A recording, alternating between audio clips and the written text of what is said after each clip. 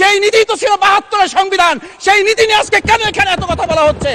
গণভোটের রায় অনুযায়ী সংবিধান সংস্কার পরিষদ গঠিত হলে সেটা সংবিধানে আগে ধারণ করতে হবে। বিধায় আমরা এখন সাংবিধানিকভাবে এই পর্যন্ত আমরা এসেছি, আমরা সংবিধান মেনে এই পর্যন্ত চলছি এবং আশা করি সামনের দিনেও চলব। সেই নীতি তো ছিল ৭২-এর সংবিধান, সেই নীতি নিয়ে আজকে কেন এখানে এত কথা বলা হচ্ছে? আমরা পরিষ্কার জানি, আমরা যদি সেই ৭২-এর সংবিধানকে ভালোবাসি তাহলে এখানকার নেতৃবৃন্দ এবং মরহুমা বেগম খালেদা জিয়া নিজে বলেছিল, আমরা সুযোগ পেলে এই সংবিধানকে আমরা ছুঁড়ে ফেলে দেব। সেই সংবিধানের প্রতি আজকে বর্তমান সরকারি দলের কেন এত প্রেম জাগ্রত হয়েছে এটা বাংলাদেশের মানুষের জানার অধিকার আছে। আমরা রক্ত ঝরিয়েছি বলে আপনারা আজকে সংসদে প্রধানমন্ত্রী, স্বরাষ্ট্রমন্ত্রী হয়েছেন। বিশ্বাসঘাতকতার মূল্য এই দেশে আবার দিতে হবে আপনাদেরকে।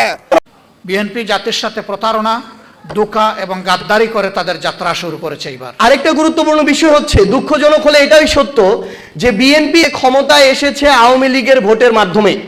বিএনপি ক্ষমতায় যাওয়ার পরে যেই চেহারা জাতির সামনে উন্মোচিত করছে, আজকে ঘৃণা লাগে, লজ্জা লাগে। এই বিএনপি সেই বিএনপি নয়। আজকে 50 ভাগ ভোট পেয়ে বিএনপি বলেছে তারা ক্ষমতায় গেছে, আর 70 ভাগ ভোট পেয়েছে গণভোট। আজকে বিএনপি যদি 70 ভাগ ভোট যদি মেনে না নেয়, আমরা 50 ভাগ ভোটকেও মেনে নেব না, আমরা এই সরকারকে মেনে নেব না। রাজপথে সমাধান হবে, আপনারা সবাই থাকবেন তো? অন্তর্বর্তীকালীন সরকারের 133টা অধ্যাদেশ, এর মধ্যে ইতিমধ্যেই 20টা বাতিল হয়ে গিয়েছে। এগুলো আর নতুন করে আইন করার কোনো সুযোগ নেই। বিএনপি যদি করে তাদের মতো করে করবে। এই বাংলাদেশের সংস্কারের জন্য যেই প্রতিষ্ঠানগুলো বাংলাদেশের আওয়ামী লীগ ধ্বংস করে গিয়েছিল, সেগুলোর স্বাধীনতার জন্য এই 20টা অধ্যাদেশ বাকি 113টা অধ্যাদেশের চেয়েও বেশি গুরুত্বপূর্ণ ছিল। তার মানে শুধুমাত্র একটা অভ্যুত্থানের প্রেক্ষাপটের পূর্বে এবং পরে বিএনপি, জনাব তারেক রহমান কিংবা তাদের নির্যাতিত নেতাকর্মীরা বাংলাদেশের যেই সংস্কারগুলো চাইতো, যেই প্রতিষ্ঠানগুলো দ্বারা তারা জুলুমের শিকার হয়েছিল, যেই প্রতিষ্ঠানগুলোকে তারা স্বাধীন সার্বভৌমভাবে চলার আকাঙ্ক্ষা পোষণ করেছিল, তারা ক্ষমতায় আসতে না আসতে ওই প্রতিষ্ঠানগুলোকে আবার তাদের মতো করে চালাতে চায়, ওই প্রতিষ্ঠানে আবার সরকারি দলের ছড়ি ঘুরাতে চায়। এ কারণেই তারা গুম অধ্যাদেশ বাতিল করেছে, দুর্নীতি দমন কমিশন অধ্যাদেশ বাতিল করেছে, মানবাধিকার অধ্যাদেশ বাতিল করেছে, বিচার বিভাগের স্বাধীনতার অধ্যাদেশ বাতিল করেছে। আরেকটা গুরুত্বপূর্ণ বিষয় হচ্ছে, দুঃখজনক হলে এটাই সত্য যে বিএনপি তাদের জায়গা থেকে ক্ষমতায় এসেছে আওয়ামী লীগের ভোটের মাধ্যমে। তাদের সাথে একটা আওয়ামী লীগের অলিখিত চুক্তি ছিল। আওয়ামী লীগের বিভিন্ন নেতাকর্মীরা, ইভেন শেখ হাসিনা পর্যন্ত দেশের বাইরে বসে এখন এই কথাগুলা বলে। তো এর মধ্য দিয়ে এখন সবচেয়ে বড় যে সমস্যাটা হয়েছে আমার জুলাইয়ের যোদ্ধাদের, শহীদ পরিবারদের, যে অভ্যুত্থানের পরে এই নতুন সরকারটা যখন গঠন করলো, তারপর থেকে আমরা দেখতে পেলাম সেই অলিখিত চুক্তির কারণে যারা ওই জুলাই যোদ্ধাদের উপরে অভ্যুত্থানের সময় আক্রমণ করেছিল, যারা আমাদের শহীদ ভাইদের হত্যার জন্য দায়ী, তাদের অনেক দাগী আসামিরা এখন জামিন পেয়ে যাচ্ছে। আমাদের আহত যোদ্ধাদের উপরে ঢাকা শহর থেকে শুরু করে বিভিন্ন জায়গায় যারা হুমকি দিয়েছিল, আক্রমণ করেছিল, লাঠি দিয়ে পিটিয়েছিল, তারা এখন আবার ওই একই জায়গায় বুক ফুলিয়ে বেড়াচ্ছে এবং আমার আহত যোদ্ধা আর শহীদ পরিবারদেরকে বলছে যে তোদের সময় শেষ হয়ে এসেছে, আমরা ফিরে এসেছি, দেখব তোরা কি করতে পারিস। এইরকম হুমকির মধ্য দিয়ে আমার শহীদ পরিবাররা যাচ্ছে, আমার জুলাই যোদ্ধারা যাচ্ছে। বেগম খালেদা জিয়াকে গ্রেপ্তার করে বিনা চিকিৎসা করা হয়েছে। তারপরেও আজকে বিএনপি ক্ষমতায় যাওয়ার পরে যেই চেহারা জাতির সামনে উন্মোচিত করছে, আজকে ঘৃণা লাগে, লজ্জা লাগে। এই বিএনপি সেই বিএনপি নয়। আজকে আমরা শহীদ পরিবারের বক্তব্য শুনেছি, আহত ভাই বোনদের বক্তব্য শুনেছি। তারা কোনো পয়সা চায় নাই, তারা কোনো টাকা চায় নাই, তারা চাকরি চায় নাই, তারা শুধুমাত্র চেয়েছে যে শহীদদের বিচার করতে হবে, বাংলাদেশে যেন কোনো ফ্যাসিবাদ তৈরি না হয়, এজন্য জুলাই সনদকে বাস্তবায়ন করতে হবে। আজকে 50 ভাগ ভোট পেয়ে বিএনপি বলেছে তারা ক্ষমতায় গেছে, আর 70 ভাগ ভোট পেয়েছে গণভোট। আজকে বিএনপি যদি 70 ভাগ ভোট যদি মেনে না নেয়, আমরা 50 ভাগ ভোটকেও মেনে নেব না, আমরা এই সরকারকে মেনে নেব না। রাজপথে সমাধান হবে, আপনারা সবাই থাকবেন তো ইনশাআল্লাহ। আন্দোলনের মাধ্যমে আমরা জুলাই সনদকে বাস্তবায়ন করে ছাড়বো ইনশাআল্লাহ। আন্দোলন যে ছাত্ররা করেছে সেই ছাত্র এবং তাদের মা বাবারা মিলে যাকে দেশের ক্ষমতায় বসাতে চাবে তারাই বসবে। ডক্টর ইউনূস যদি এটা করে থাকেন আমি এইটারও নিন্দা জানাই, এবং এই আত্মস্বীকৃতির মধ্যে দিয়ে এটা প্রমাণিত হলো যে ইঞ্জিনিয়ারিং এর কথা নির্বাচনে উঠেছে সেটা সত্য। এখন বলতে পারেন আপনারা কি করলেন, ভোট দিলাম 70 ভাগ মানুষ, আপনারা ভোটটা করে তুলতে পারলেন না কেন? আমরা কেন পারিনি তার জবাব আমার চাইতে আপনারা কম জানেন না।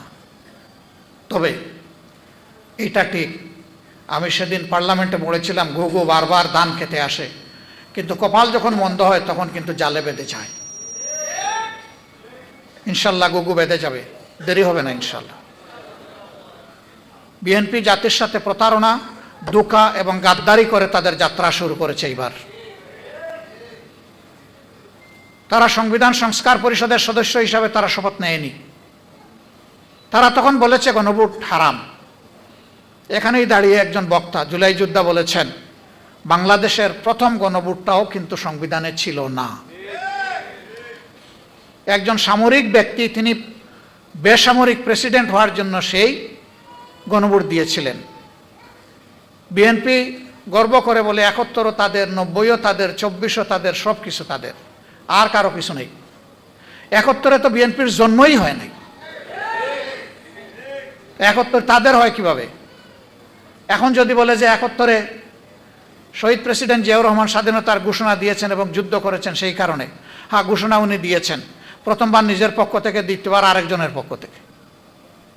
আর যুদ্ধ উনি করেছেন আমরা অবশ্যই সম্মান করি, কিন্তু এককভাবে যদি একক ক্রেডিট এক ব্যক্তিকে সব কিছু দেওয়া হয় তাহলে বাকি যোদ্ধাদের পজিশন কোথায় থাকে? এইটাও যুদ্ধকে কুক্ষিগত করার আগের আমলে যারা ছিল ফেসিবাদী আমলে তারাও এইভাবে করেছে, এবং তারা করতে গিয়ে লজ্জাজনকভাবে জিয়াউর রহমান সাহেবকে পাকিস্তানের দালাল, চর কোনো কিছু বলতেই বাদ দেয় নাই। আমরা ওই রাজনীতি আর দেখতে চাই না। ভোটের আগে থেকে আমি লেখা এবং বক্তব্যে হ্যাঁ ভোটের জন্য জনগণকে অনুপ্রাণিত করবার চেষ্টা করেছি। শুধু তাই না, যেদিন নির্বাচনে আমরা ভোট দিলাম 12ই ফেব্রুয়ারি, সেদিনেও আমার টেলিভিশন বক্তব্যে আমি একটা কথাই বলেছি, আপনারা সবাই হ্যাঁ ভোটে সিল মারুন। এবং এই আবেদন আমার ছিল জনগণের প্রতি, কারণ জুলাই বিপ্লবকে যদি আমরা অস্বীকার করি তাহলেই আমরা গণভোটকে অস্বীকার করব, এটা আমাদের মনে রাখতে হবে। কাজেই যারা আজকে গণভোটকে দুর্বল করবার চেষ্টা করছেন কিংবা গণভোটের আইনি তর্ক তুলছেন, তারা আসলে কতটা জুলাই বিপ্লবকে ধারণ করেন সেটা নিয়ে আমার সন্দেহ আছে।